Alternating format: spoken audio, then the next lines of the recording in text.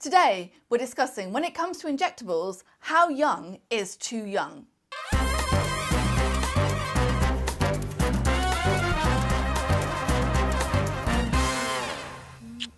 Hello TLCers. We are discussing today how young is too young when it comes to cosmetic injectables.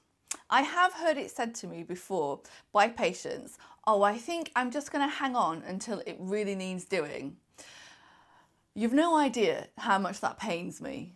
It's much easier for me to treat someone when they're a little bit younger, because if you wait until there's too much skin laxity and everything's kind of hanging down here, it's a lot harder to then reverse that process. It's much easier to create structures and kind of pin things up before it gets to that point. When is that point exactly? Well, I would say if you are kind of in your mid to late 30s, you should definitely be thinking about maybe having something done, even if it's just for preventative purposes.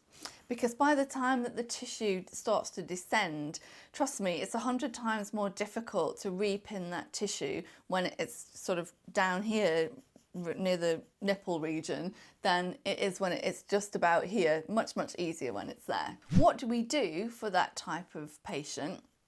Well, pretty much the same thing as we would do for most people. We use fillers in a way to hold up the tissue and revolumize areas where it is that you may have lost that volume from. We have a really interesting patient with us today who is a little bit younger than I would normally like to treat, but she has got some volume loss. So I am going to show you how I would restore that volume that she has lost, and also just give her a little bit of tweaking and refinement in the process. So let's take a look at our patient here. Obviously, she looks amazing, and if I saw her in the street, as I'm sure if you would, you wouldn't think, oh my gosh, wow, yeah, there's somebody who really needs to get something done. She really needs to see someone. Obviously, none of us are thinking that. But if she came in and asked, is it possible for me to get an improvement? I've got to be honest. I've got to say yes. So this is what we did. You can see that there's a little bit of a discrepancy between the two sides of the face. She's got more fullness here than she does on this side. And symmetry, as I've said to you before, is super important. So the more symmetrical you are, the healthier that other people will perceive that you look. And also, if you just look at her facial height, so you can see that her lower facial third is actually really short.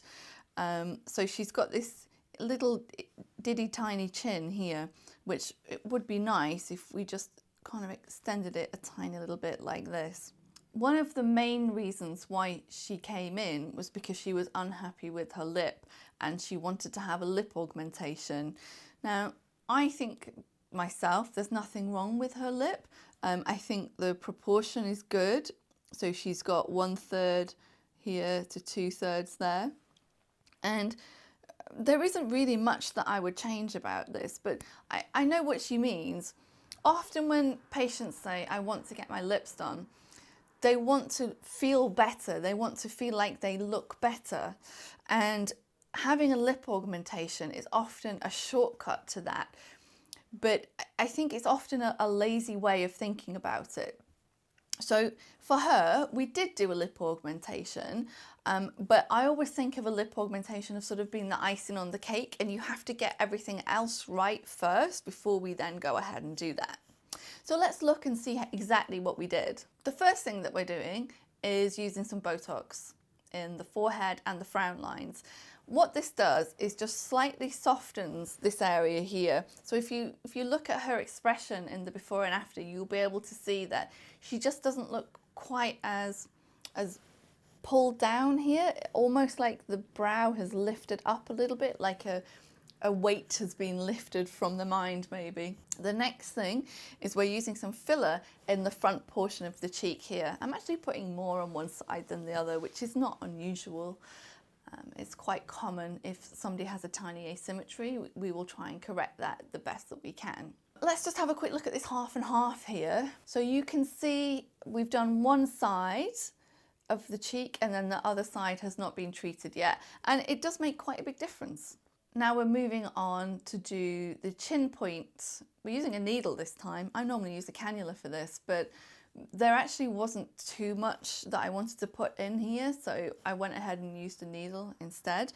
And you'll see that it has extended her lower facial third just that little bit, so everything looks a little bit more in balance. This is the thing that she really wanted to get done, which was lip augmentation. So we're using a couple of different techniques here. We're using sort of what I would call my standard lip augmentation technique on the lower lip, and then some microdoses on the upper lip, just all the way along the edge of the lip in order to turn it out slightly, and it gives you a really nice soft finish at the end. Then 2 weeks passes and we see her again. She comes back in for a review. We just need to do a tiny bit of tweaking of her Botox, and I place a little bit more filler in the front part of her cheek here with a cannula, and we also fill the chin crease as well using a cannula. As you have probably guessed from seeing my videos before, sometimes we have to do the same thing on more than one session to get a good result, because you just can't get all that volume in one go often. Okay, so here we have the final result.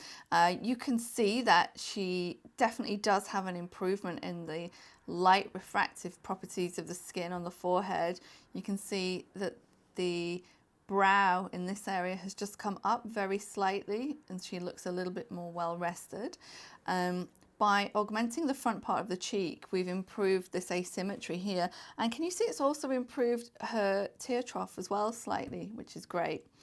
The lower part of the face, this is my favourite part, the lower part of the face, she doesn't have this chin crease to the same extent anymore, and she's now got a lovely attractive shape to the lower part of the face instead of it just being a bit square, and it was slightly canted as well, so we made it not sort of slanted off to one side but brought it back to being horizontal, and then gave it a small point as well.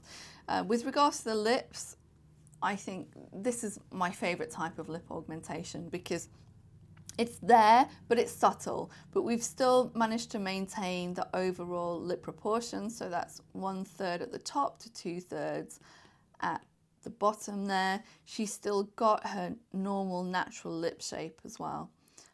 Overall, I think looking pretty good there. Although you can have filler done from any age from about 18, I like to wait myself until somebody is around 30 because it's given the face a chance to mature, unless there's a very good reason not to.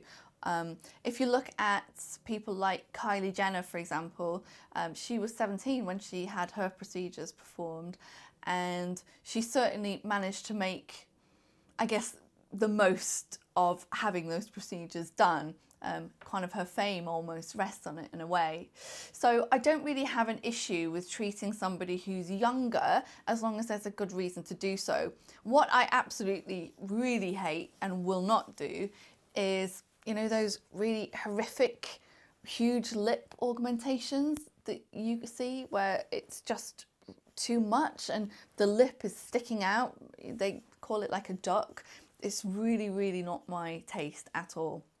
I much prefer a really lovely, soft, natural result, which keeps the proportion of the lip the same as it was in nature.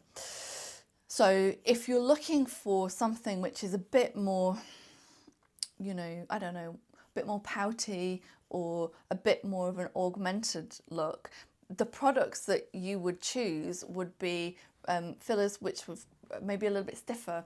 But I really don't like to use them in the lip because I just don't like the result that it gives. Okay, so that's all we've got time for this week, guys. I hope you enjoyed the video. If you've had any tweakments done yourself in the past and you'd like to let us know about it, or if you've just got any general comments, please just pop them in the comment section below. Please don't forget to like, comment and subscribe, and we'll see you next week.